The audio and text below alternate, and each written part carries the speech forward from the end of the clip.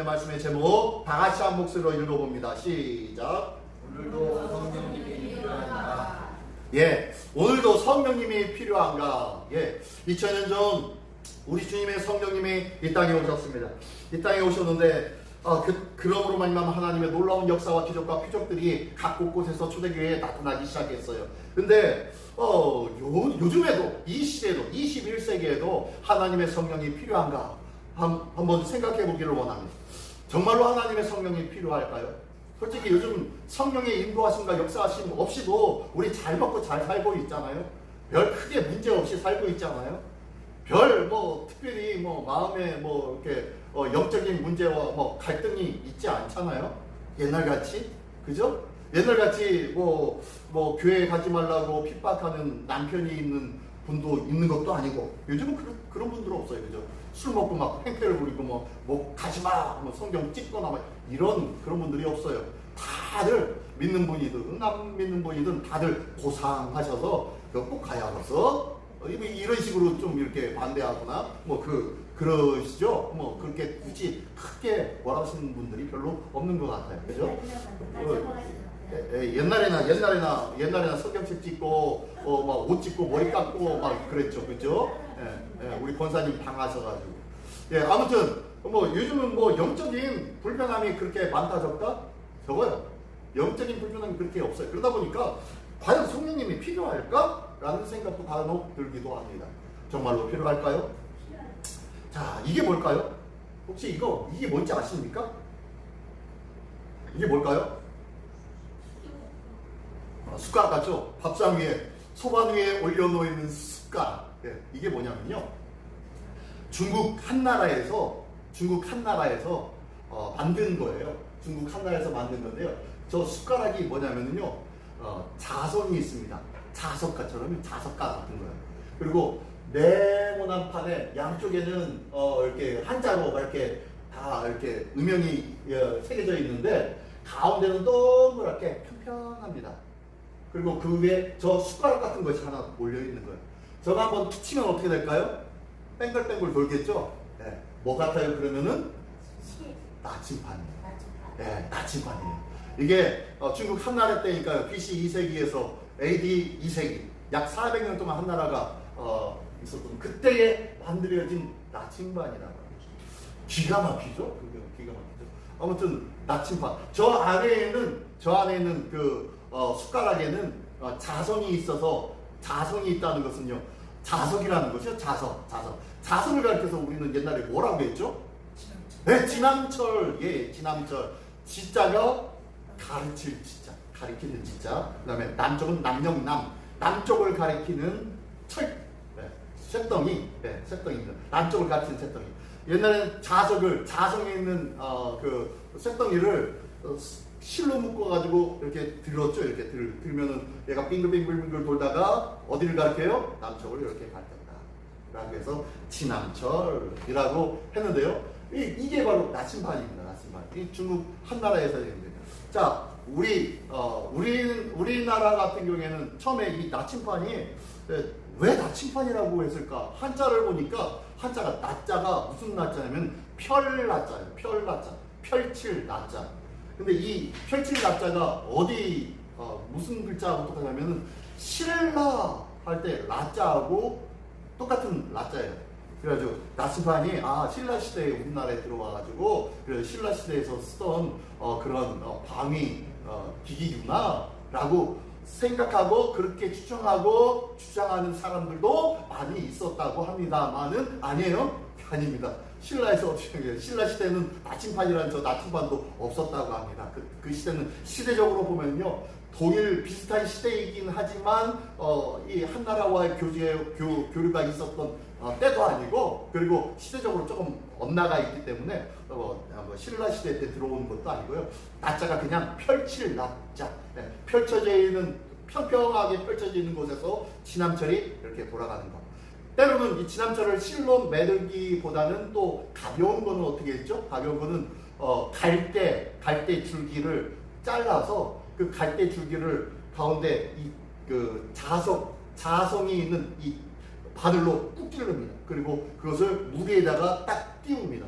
띄우면요 물 위에서 뱅글뱅글 돌다가 남쪽을 가리켰습니다. 그래서 이렇게 사용했던 것이 이 나침반이었다고 합니다. 근데 이 나침반이 이렇게 중국에서 오래전에 발명이 되어졌고 했는데 실질적으로 사용되는 것은 AD 10세기 이후 11세기 이후 사용이 되어졌고 그리고 그것이 이슬람권과 그런 유럽으로 넘어가가지고 이 나침판을 통해서 아주 중요한 역사적인 일들을 감행하기 시작합니다. 이 유럽 사람들이 이 나침판을 통해서 뭘 하냐면은 항해 도구를 만든 거예요. 지금까지는 지도가 대충 만들어지기도 했었습니다. 지도가 만들어지기도 했는데 바다 한가운데 가면은 이 지도가 아무짝에도 쓸데가 없는 거예요. 왜요? 방향을 모르니까. 어디가 남쪽인지 서쪽인지. 해가 있잖아요. 아니요. 저녁 때는요. 별이 있잖아요. 맨날 구름이 끼면은요. 그러니까 막 전혀 알지 못하는 거예요. 그래서 많은 어려움이 있었던 거예요. 먼 바다로 항해하는 벤이라는 사람들에게는요, 이 먼 바다로 나간다는 것이 두려운 거예요. 그래서 굉장히 힘들어했는데 이 방위 기기인 이 나침판을 전달받으면서 이것이 항해 도구에 아주 큰 역할을 합니다. 그래서 그리고 난 다음에 이 유럽으로 해서는 어떻게 해요? 이제 항해 시대가 시작되어졌죠. 그래서 온 곳곳마다 이제 나라를 정복하고 그러는 포르투갈과 스페인과 영국이 그들의 배심을 그러니까 어선들을 멋지게 구축을 해가지고 이 나침판을 들고 세계를 누리게 되어지는 그런 일들이 있었던 것이 바로 이 나침판입니다. 지도가 있어도 우리가 군에 가면 독도법을 배웁니다. 독도법.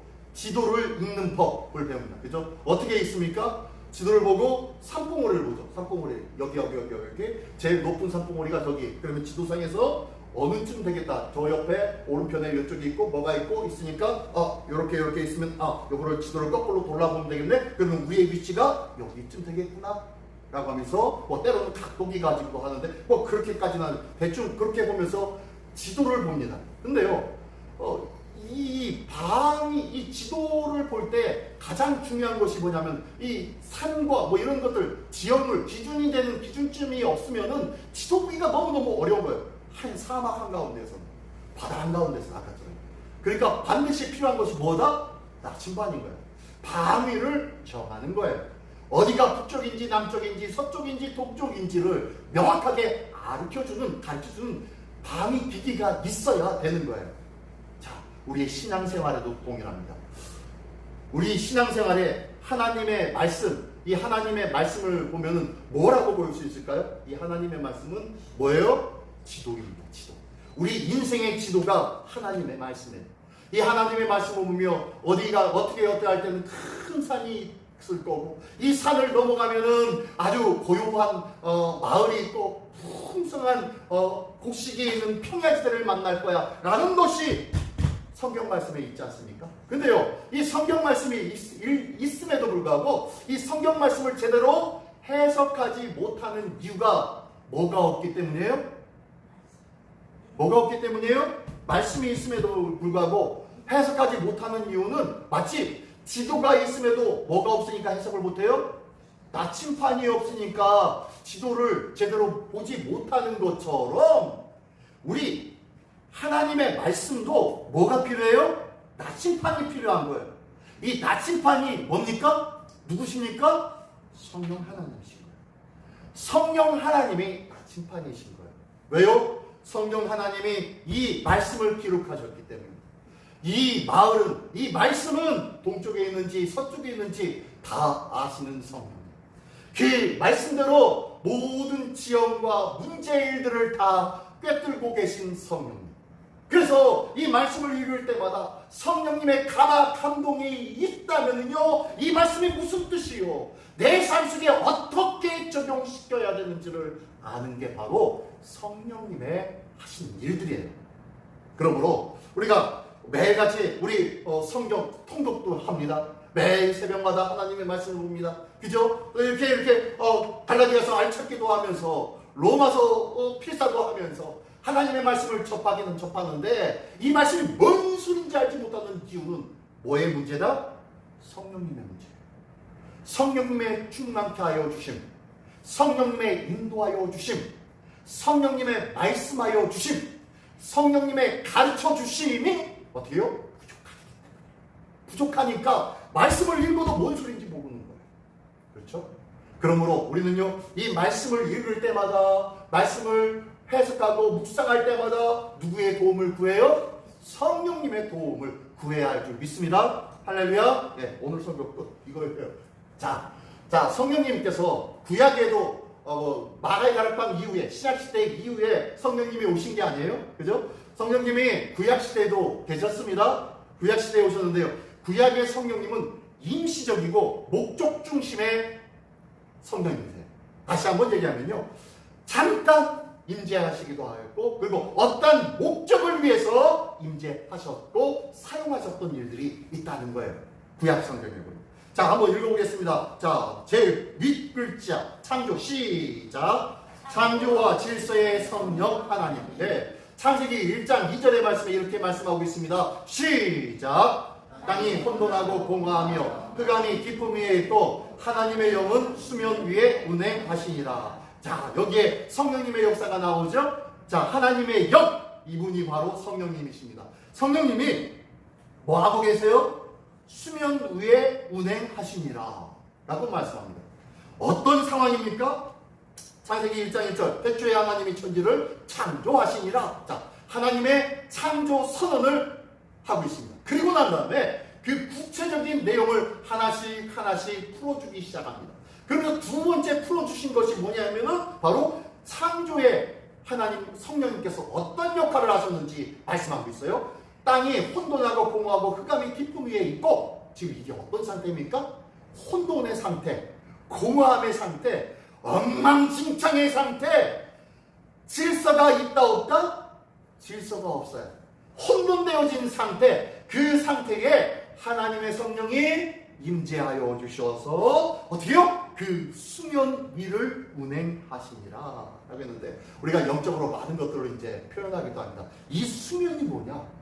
창조 이전에 하나님의 성이 혼돈한 이 세상이 뭐고 수면은 또 뭐냐? 라고 하는데요. 좀 깊은 얘기는 나중에 다시 한번 설명하겠지만요. 어쨌든 이 하나님의 영이 이 창조할 때 함께 하시는데 어떻게요? 땅이 혼돈하고 공허하고 막 뒤죽박죽 되어 있는 이 상황 가운데에 하나님의 영이 임하여 주셔서 모든 뒤죽박죽이었던 것들을 어떻게 해요? 잠재우시고 그 위를 하나님의 영이 운행하신다고 말씀합니다. 혼돈과 공허와 흑암이 가득하였던 곳에 하나님께서 어떻게 해요? 질서를 정하십니다. 잠잠케 하여 주시는 거예요. 그리고 질서의 하나님의 영이 바로 성령님이신 거예요. 하나님은요, 창조주 하나님이십니다. 성령님은 창조주 하나님이십니다. 할렐루야. 네, 성부, 성자, 성령 하나님, 창조주 하나님이세요. 그 하나님, 성령님인 그 중에서 어떤 역할을 하셨느냐? 바로 어떻게요? 질서를 잡아 주신 분이 성령님이에요. 그래서 우리 성령님은요, 질서의 하나님이세요. 질서의 하나님. 우리에게 생명을 주시고, 우리에게 거룩한 인도하심 받게 하여 주시고, 이끌어 주시고, 붙잡아 주시고, 흔들리지 않게 하여 주시는, 공허하고 혼돈하고 흑암 가운데 있지 않고 하나님의 빛 가운데로 옮겨주시며 평안함과 기쁨으로 채워주시는 바로 질서의 하나님이시라는 거예요. 성령님의 충만함을 받은 자는 이런 하늘의 신령한 평강을 누릴 수 있다는 것을 믿으시기 바랍니다. 그리고 성령 충만한 우리 모두가 되기를 원합니다. 자, 두 번째는 구약 성경에 보니까, 자, 다시 위에 첫 줄 한번 읽어봅니다. 시작. 민족 구원의 성령 하나님. 예, 민족 구원의 성령 하나님이에요. 하나님께서 사사시대에 많은 사람들이 자기의 뜻대로, 자기의 임의대로, 자기의 옳은 대로 행하면서 자기 멋대로 살아갑니다. 하나님의 말씀이 주어졌음에도 불구하고 하나님의 말씀을 등한시하며 자기 생각대로 살아가기 시작합니다. 하나님의 말씀이 있음에도 불구하고 하나님 말씀보다는 내 생각과 내 판단이 우선이 되어지고 있는 거예요. 하나님의 말씀에는 뭐라 말씀하시는지 찾아보고 기도하는 일들이 있었다 없었다? 없었던 시대였다는 것이다. 바로 사사시대죠. 바로 우리 시대하고 비슷해요. 어쨌든 그 시대에 하나님께서 기드온에게 또한 삼손에게 그리고 그 밖에 많은 사사들에게 12명의 사사들에게 그때그때 임하셔서 그들을 사용하시고 그들을 통해서 이스라엘 민족을 구원시켜 주셨는데요. 그때마다 하나님의 성령님이 어떻게 하셨어요? 첫 번째 기도원에게는 민족 구원의 용기를 주셨다라고 했는데요. 기도원은요 처음에는요 아주 소심했던 자예요. 하나님께서 부르는데 하나님 정말로 제가 어떻게 가야 됩니까? 말아야 됩니까? 정말로 가야 됩니까? 만약에 하나님이 부르셨으면 저 양털에만 이슬이 내리고 딴 데는 마르게 해주십시오. 그것이 이루어지니까 다음 날은 저 양털만 마르고 딴 온치면 이슬이 임하게 해주십시오. 라고 하면서 시험하면서까지 하나님의 인도하심을 간절히 바란 것이 아니라 회피하고 싶은 사람이 바로 기드온이었어요. 정말로 소심했던 자였죠. 그 소심했던 자에게 사사기 6장 34절의 말씀에는 이렇게 말씀합니다. 여호와의 영이 기드온에게 임하시니 기드온이 나팔을 아비에셀의 그 뒤를 따라 부름을 받으니라. 예, 기드온이 그제서야 나팔 불고 나가는 거예요. 그 전까지 정말로 저 받아요. 이거 하시면 내가 그런 줄 알겠습니다. 저거 해주시면 그렇게 한 줄 제가 알겠습니다. 라고 회피하다가 하나님의 성령이 임하시니까 그때서야 비로소 나팔을 들고 나가는 거예요. 맡긴 일을 감당하러 나가는 거예요. 이게 바로 하나님의 성령님이 하시는 일이에요. 첫 번째. 그리고 삼손은 어땠습니까? 삼손은 우리가 잘 알죠. 아주 자기 힘을 자기 마음대로 두고 싸웠던 자였어요.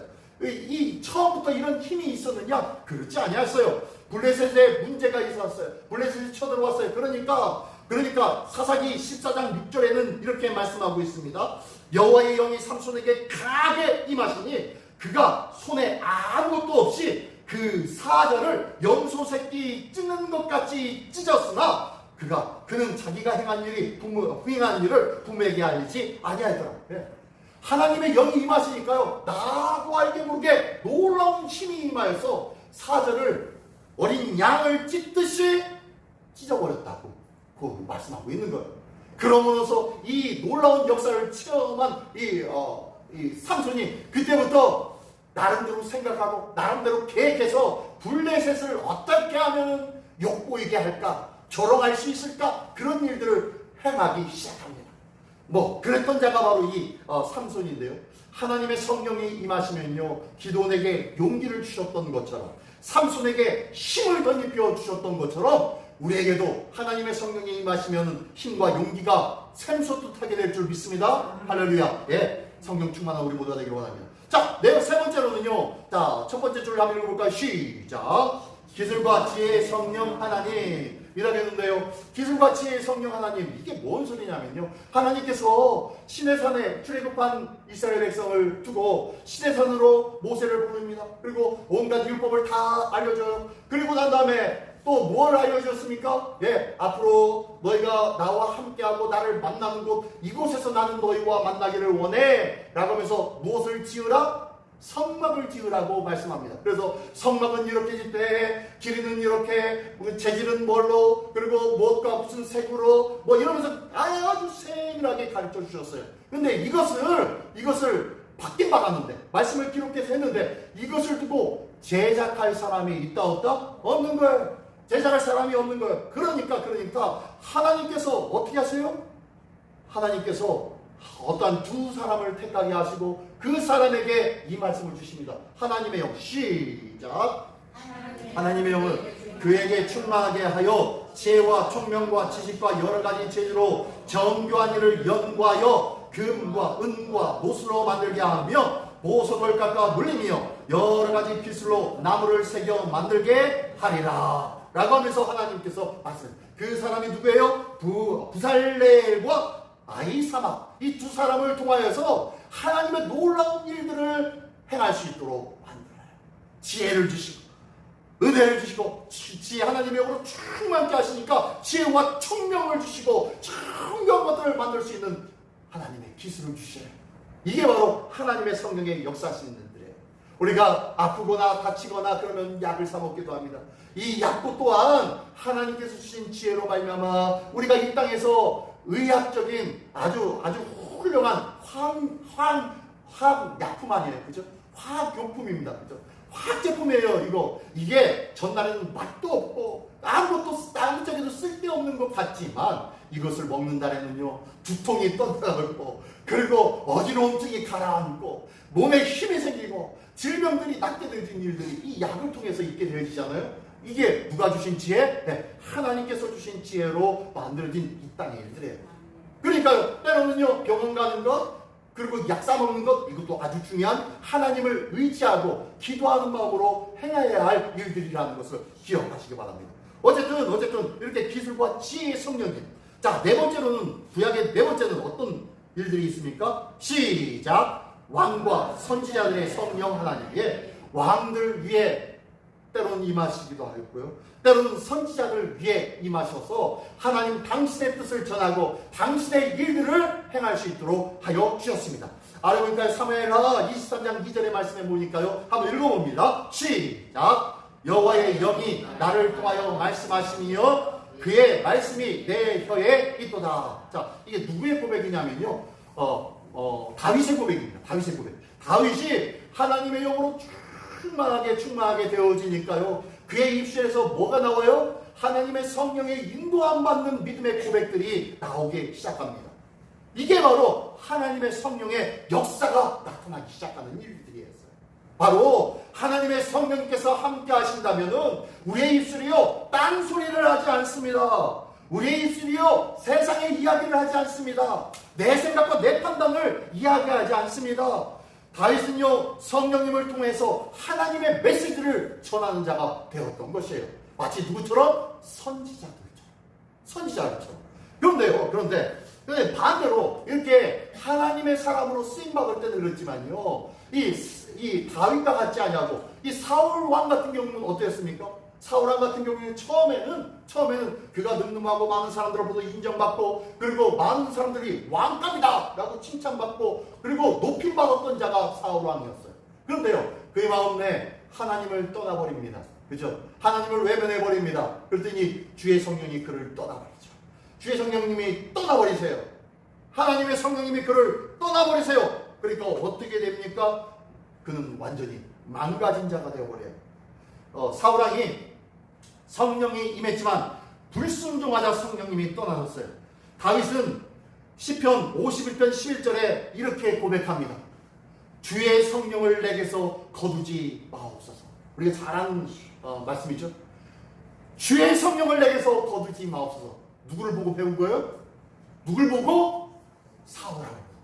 사울왕이 성령의 인도함 받았을 때는 그렇게 이기한 일들을 감행하더니 성령님이 딱 떠나버리니까 어둠의 권세에 귀신에 사무쳐가지고 어쩔 바 모르는 그런 모습으로 살아가고 있는 추악한 모습을 보게 됩니다.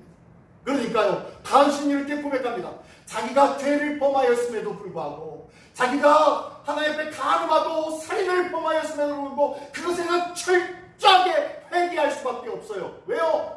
사울왕을 통해서 어떻게 되어졌다는 것을 아니까. 성령님이 떠나시면은 어떤 결과가 나에게 있다는 것을 보았으니까. 이 다윗은요 하나님 앞에 간절히 구합니다. 기도합니다. 뭐라고요? 하나님 제발 주의 성령을 내게서 거두지 마옵소서 라고 간절히 기도하며 하나님의 성령에 대해서 하나님의 성령의 인재에 대해서 강력하게 절박하게 구하고 있는 거예요. 우리는 하나님의 성령님을 얼마만큼 구하고 있습니까? 오늘 이렇게 시작을 해야 되는데 시작은 안 하겠습니다.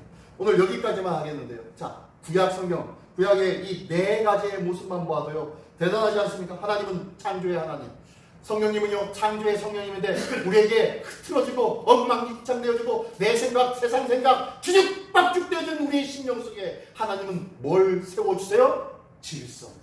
할렐루야. 뭘 세워주시는 성령님? 질서를. 네, 질서를 세워주시는 성령님.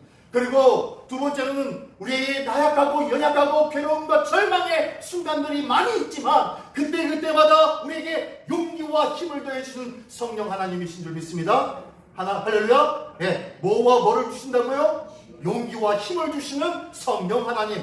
자, 세 번째로는요 우리에게 뭘 주세요? 기술과 지혜의 성령님. 우리의 삶 속에 어떻게 지혜롭게 살아가야 되는지, 세상의 지혜가 아니라 말씀의 지혜가, 은혜의 지혜와 성령의 인도하심을 받는 지혜의 삶을 살아가기를 원합니다. 하나님께서 보니까요, 이 부살레렉과 아이사맥이 어떻게 해요? 하나님의 성령을 받게 되니까 그 말씀하신 것을 행하게 되더라고요. 우리도요, 하나님의 성령을 받을 때에 하나님의 이 말씀들이 나의 삶이 될 수가 있는 거예요. 어떻게 이 말씀을 다 살아낼 수가 있습니까? 예, 못 살지요. 내 의지와 내 노력으로는 이 말씀대로 못 살아요. 하지만 성령님이 함께하여 주실 때는 이 말씀대로 나도 알게 모르게 살아내고 있는 나의 모습을 발견하게 될 줄 믿습니다. 이게 바로 지혜와 기술의 하나님, 성령 하나님이라는 거예요. 그리고 마지막으로 왕과 선지자들에게 하나님의 영을 통하여서 지혜의 말씀을 허락하여 줬던 것처럼 이 말씀을 통하여 다스리고 가르치는 자가 되었잖아요. 우리도 이 말씀을 통하여서 삶 속에 살아냈던 우리의 삶이 있다면 이 말씀을 어떻게요? 증거해야 할 줄 믿습니다. 믿음의 증거가 있는 복된 삶이 되어서 하나님 앞에 증거자의 복된 삶을 살아가는 우리 모두가 되어주시기를 예수님의 이름으로 축원합니다. 기도하겠습니다. 시간 다 같이 한 목소리 갈 때 하나님 우리 안에 흐트러진 마음, 혼동되어진 마음속에 질서를 더하여 주시옵소서. 우리 안에 하나님의 은혜 속에, 하나님의 인도하심 속에 하나님의 용기와 믿음으로 다 결정할 수 있는 믿음 더하여 주시옵소서. 지혜와 말씀의 은혜를 더하여 주시옵소서. 이를 가여 다 같이 한 목소리로 기도하겠습니다. 할렐루야. 하나님 아버지 감사드립니다.